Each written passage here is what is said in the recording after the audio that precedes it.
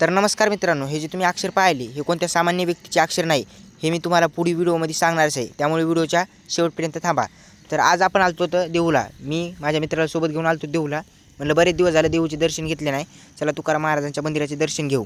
तर मग त्यामुळे आपण इथं आलतो देऊला. मग हे जे तुम्हाला मी आता अक्षर दाखवलं होतं हे कोणाचं आहे हे मी तुम्हाला आता सांगतो.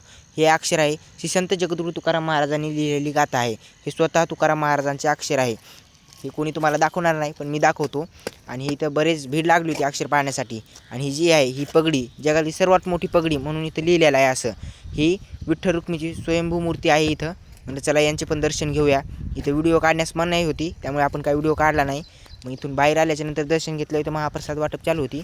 त्याच्यानंतर मी व माझा मित्र थोडंसं जेवलोत, प्रसाद घेतला आणि थेट निघालोत कुठं तर भंडारा डोंगराकडं. मग भंडाराच्या डोंगराच्या वाटेनंच होतो. आपल्याला कुत्रे मोरं हे बरेच प्राणी होते इथं. माणसं दिसून गेली जास्त. नंतर वर आल्याच्या नंतर वातावरण एकच नंबर होतं. मला वाटलं नव्हतं की वर पण कोणती दुकान हे असतील, पण वर पण पाहायला गेलं तर बरेच दुकान होते, कपड्यांचे, हॉटेल हे ते असे बरेच दुकान होते. कारण की एवढ्या वर दुकान मला वाटलं नसतं. आणि हे जे तुम्ही मंदिर पाहिले हे मंदिर ज्यावेळेस जिजामाता तुकाराम महाराजांना डबा आणायचे जेवण्यासाठी, तेव्हा त्यांच्या पायात काटा घुसला होता. तर स्वतः देवांनी ते काटा काढला होता. हे इथं छोटंसं मंदिर काढलेलं आहे, बनवलेलं आहे तिथं. आणि नंतर आपण थोडं अजून वर आलो. इथंच थोडं वर आलो. इथं वर आल्याच्या नंतर बरेच लोक सेल्फी घेऊ लागले. आपण पण फोटो काढले. सर्व लोक फोटो काढण्यात व्यस्त होते. आणि एक नंबर वातावरण इथं बघा तुम्ही.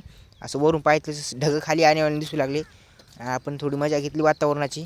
एक नंबर एक वातावरण होतं. तुम्हाला असेच व्हिडिओ पाहण्यासाठी आपल्या चॅनलला सबस्क्राईब करा. भेटूया आपण पुढच्या ब्लॉगला. धन्यवाद.